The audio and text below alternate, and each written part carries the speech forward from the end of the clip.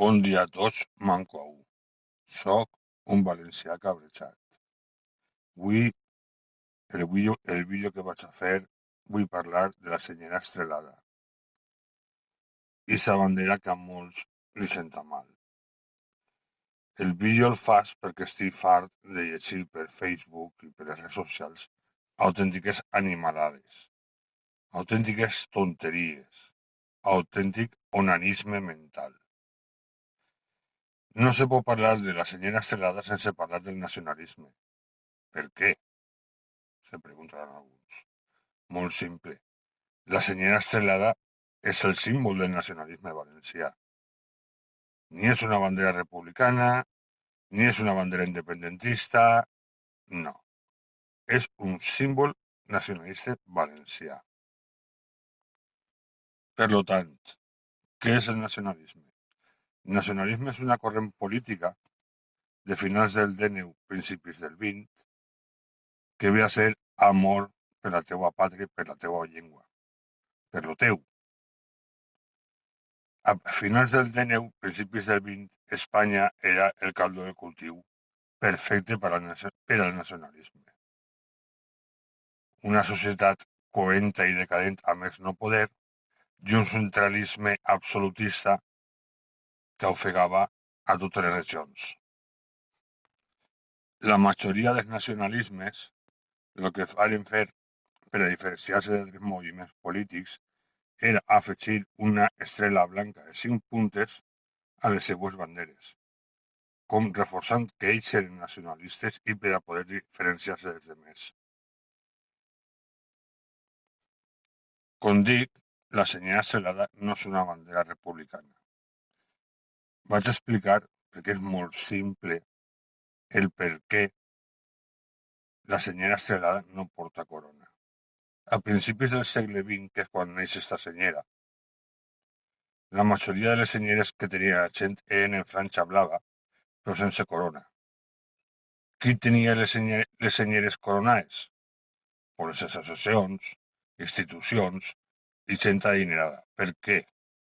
Perquè les banderes en aquella època se feien de tela bona, eren cosides. Avui en dia, tu pots anar a qualsevol tenda i les senyeres són molt econòmiques, però perquè no són de tela cosida, sinó és com si fos un paper, han fet una impressió i tens una senyera. Val. I això és de fa molts pocs anys. Principis del segle XX, com dic, les senyeres bones costaven molts diners perquè, a més, la corona anava bordada a mà, generalment a mà. Per tant, era molt més simple ficar l'estrela blanca en una franja blava que no en una senyera que ha costat molts diners i que estava bordada a mà.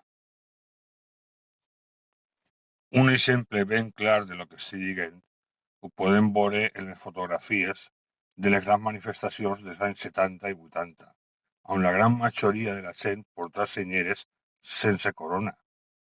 No perquè foren republicans, sinó perquè era el que havia. Hasta que no es queren les senyeres de plàstic, que ells ja portaven corona, era prou complicat trobar senyeres en corona. Eren molt cares. Val? Per tant, és un tema molt simple. No és per desprestigi de la corona ni perquè siga republicana. No té res a veure ni això. És molt més simple.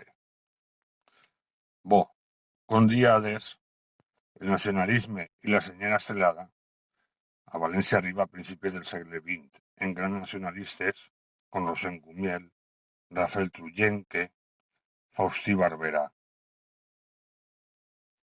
Per què molta gent pensa que la senyora Estrelada és de la República? Bo, és fàcil explicar. Quan ve la República, com tot, venien d'una dictadura, com la de Primo de Rivera, i la República no va ser més que un clam de llibertat per a la gent. Aparegueren moltes forces polítiques, molts partits. Recordem que anterior a la República no podien, estaven prohibits.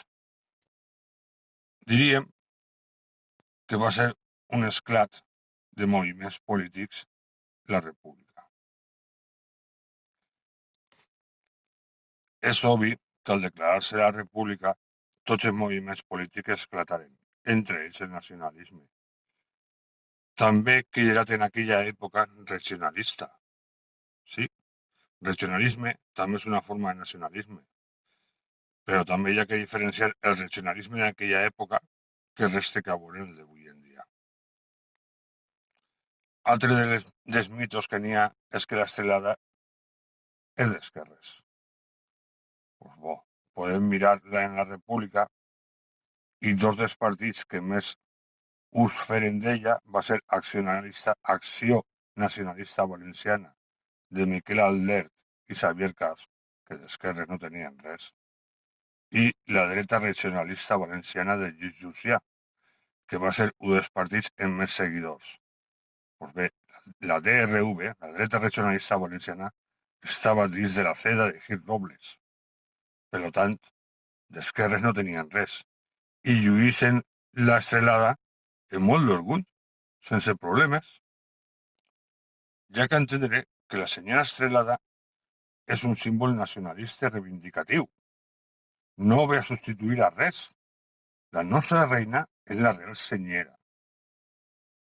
I la senyera Estrelada és nostra senyera de lluita, la reivindicativa. També hi ha qui diu que l'Estrelada és independentista. Bo, els independentistes, tots, per definició, són nacionalistes. I tenen dret a ser el que vulguin ser. Estem en llibertat, estem en democràcia. Això no vol dir que tots els nacionalistes siguin independentistes. Val? Perquè dins del nacionalisme n'hi ha molts moviments.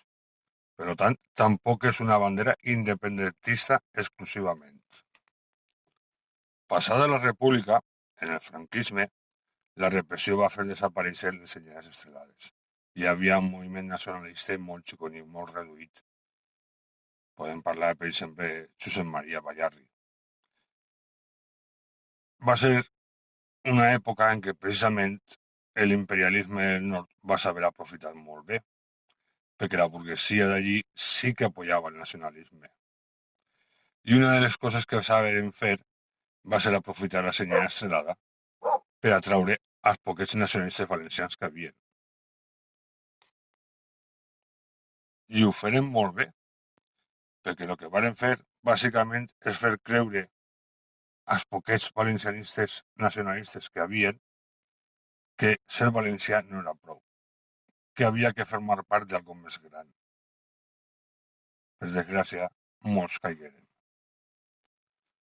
Al tornar la democràcia, se crea un conflicte d'interessos, perquè per una banda tornar a aflorar el nacionalisme valencià estricte, però per altra banda, gràcies a l'imperialisme del nord, s'havia creat una corrent de fals nacionalisme valencià. Sí, i sé que no hi ha prou en ser valencià, ja que ser part d'una altra cosa que no ser valencià. I aquest conflicte, bàsicament, és que estos dos bandos totalment enfrontats usen la senyera Estrelada. Com diferenciar uns d'altres? Pues, llegint un poquet només, en com escriu o com escriu els altres. Per als valencianistes estrictes escriuen en valencià només del Puig, i aquests que volen formar part d'una altra cosa més gran, normalment no escriuen en valencià només del Puig, encara que li diguen valencià. Un símbol reivindicatiu i de lluita. Lluita per la nostra terra i lluita, sobretot, per la nostra llengua valenciana. Ixa que m'ho volen fer desaparèixer. I no anem a renunciar a ella per molt mal que li senta molta gent. A estos obtusos mentals que és un drap. No és un drap, senyors. És tot un símbol de lluita. És molt fàcil estar en casa i donar al botonet de m'agrada. No. Això no és prou. No costa res llegir un poquet, llegir algun llibre, dependre un poquet a escriure bé. No lo de jo escric com me dóna la gana. Pues vale. Així n'anem bé. I per què no anem a renunciar? Jo en particular no vaig a renunciar a la senyera Estrelada per molt mal que li senti a més d'un. molt fàcil, perquè és nostra i ja nos han furtat moltes coses i no vaig a deixar que esta també me la furten. Ja mos han furtat els clàssics, ja mos han furtat moltes festes. Pues, la senyera Celada és nostra, igual que la Real Senyera. Val? Que, ullet, que no tardarà molt també en furtar-nos la Real Senyera, que ja ho van fent-ho. Sinó que un poc més de coneixement i de llegir. Vos dice en esta cita.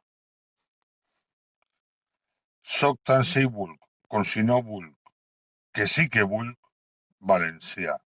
Xavier Casp. Au, cacau.